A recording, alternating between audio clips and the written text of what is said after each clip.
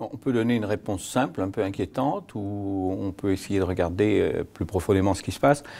La réponse simple, c'est que dans le passé, on pouvait exploiter les gisements de gaz ou de pétrole quand les molécules étaient sur les starting blocks, dans des réservoirs naturels, et puis ça peut sortir comme du Coca-Cola, quoi. Bon. Et les progrès techniques maintenant permettent d'accéder à des molécules qui sont diffuses à l'intérieur des roches-mères. C'est possible grâce à toute une série de progrès qui ont été impulsés par des politiques lancées par l'administration Carter, donc des politiques de recherche publique, et puis des entrepreneurs comme George Mitchell. Alors ce qui inquiète beaucoup de gens, c'est que ces techniques comportent notamment le fracking, dont la résonance verbale est un peu inquiétante. Et le fracking consiste à injecter de l'eau sous très forte pression avec du sable pour maintenir ouverts les petites canalisations de ces roches qui sont naturellement sédimentées. Donc ça, c'est la vision simple. La vision, je pense, plus proche du grand courant des choses, c'est que dans tous les domaines, ce qu'on appelle les ressources naturelles sont en fait des ressources construites, techniquement construites. C'est vrai depuis le Paléolithique, quand le premier Néandertal a commencé à faire des lances, des projecteurs. Bon, on a pu accéder à des ressources, des gibiers qui n'étaient pas accessibles. Le Néolithique, même chose, on a transformé des graminées en blé, en orge, on a transformé des loups en chiens. Bon. Et donc là, on est en train, de la même façon, d'étendre le champ de ce qui est accessible. Et ça prend à contre-pied les thèses du peak oil, toutes ces thèses qui voient les ressources naturelles comme quelque chose de fini, que l'on ne peut qu'épuiser. En fait, on co-crée ces ressources avec la nature.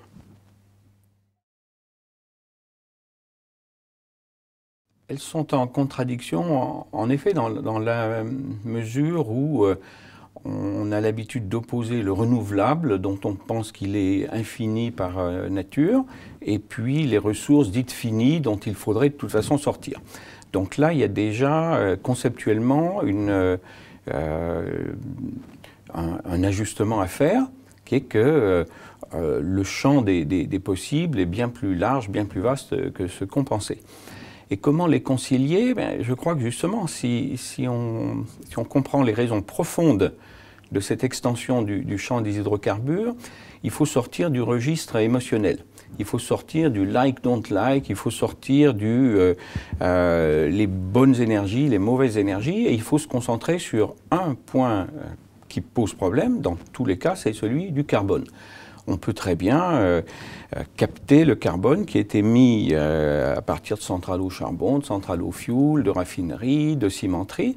Donc si on voit que le problème, ce n'est pas les hydrocarbures en tant que tels, mais le carbone qu'ils émettent, on peut aller vers des politiques, comme d'ailleurs les rapports du GIEC et de l'AIE le montrent, qui s'attaquent au carbone d'où qu'ils proviennent. Voilà. Mais la règle de base, c'est sortir du registre émotionnel. Tout d'abord, elle replace au centre du jeu énergétique les États-Unis. Ils l'ont été pendant longtemps, c'est là que le pétrole est né au XIXe siècle, en alternative à l'huile de baleine, il faut le rappeler, qui était une ressource renouvelable en voie d'épuisement. Donc les États-Unis reviennent au centre du jeu. Et par ailleurs, ce qu'on appelle le merit order, c'est-à-dire l'ordre dans lequel les différentes ressources peuvent être exploitées, est bouleversé par l'apparition de cette très grande quantité de pétrole à prix moyen, 40-50 $, c'est plutôt 60 maintenant, mais ça descend vers 40-50, qui du coup rend inutile, en tout cas pour un grand moment, le développement des ressources très coûteuses en mer profonde, et notamment dans le tiers-monde. Et ceci, ça remet en cause de manière plus subtile une triple alliance. C'était une triple alliance entre l'OPEP, qui pouvait produire très peu de ces ressources, très bon marché, et néanmoins encaisser une rente considérable. les pays avec des ressources difficiles qui étaient mises en exploitation à 100 $ le baril, et puis les majors, le Big Oil, Total, Shell, Exxon, qui s'étaient spécialisés justement sur le pétrole de ces pays difficiles. Et donc, cette triple alliance vole en éclats parce qu'au milieu arrive un nouveau groupe d'acteurs. Les entreprises qui réussissent dans le pétrole non conventionnel ne sont pas les majors, ce sont des entreprises qui progressent un peu comme en culture extensive. Il faut des milliers de puits sur des très grandes surfaces, c'est un autre type d'expertise, dans un autre contexte environnemental et juridictionnel. Donc il y a ce bouleversement. Et alors je parle de cette triple alliance, OPEP, Majors, pays à ressources difficiles.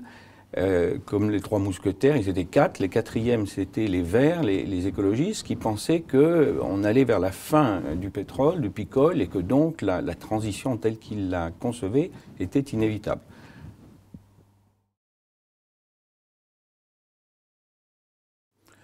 Bon, d'abord, c'est toujours difficile de dépasser une vision qui se veut moralisatrice, puisque c'est une vision qui incarne la justice, qui est quelque chose d'extraordinairement important. Mais bon, là, on est maintenant dans une situation où il faut compter le carbone. Et ce carbone, il faut le traquer d'où qu'il vienne, sans avoir peur, comme le pensent certains Verts, ou même des gens de l'OCDE ou de l'AIE, qu'on pactise avec le diable si on s'intéresse de trop près aux hydrocarbures. Donc, je crois qu'il y a trois principes qui peuvent animer cette réexpression de nos idéaux.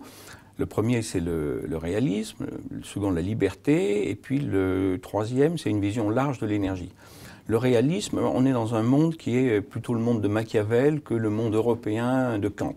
C'est donc un monde dans lequel il y a du donnant-donnant, encore plus avec Trump, et où il faut savoir négocier en pensant à ses intérêts et pas seulement à l'idéal commun.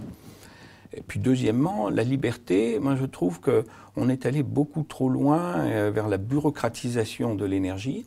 On en est maintenant à tenir la main des Français quand ils repeignent leurs immeubles pour leur dire quelle doit être la taille des fenêtres, comment ils doivent les recouvrir d'isolant, tout ça pour des résultats au mieux insignifiants.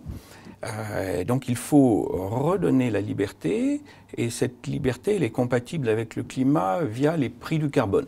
Avec Dominique Régnier, on a montré deux façons dont l'Europe pourrait remettre le prix du carbone au centre d'une véritable approche climatique, dans un article qu'on a fait dans les Échos. Et puis, troisièmement, l'énergie, ce n'est pas juste l'appendice de l'environnement et du climat. On a maintenant rattaché notre direction générale de l'énergie au seul ministère de l'Environnement en France. C'est une erreur. L'énergie, c'est aussi les rapports avec la Russie, c'est la géopolitique, c'est la compétitivité. Il faut pour défendre les intérêts français et européens tout en progressant sur le climat et l'environnement, il faut revenir à une vision large et une vision stratégique de l'énergie. Voilà, ces trois choses. Réalisme, liberté et vision large de l'énergie.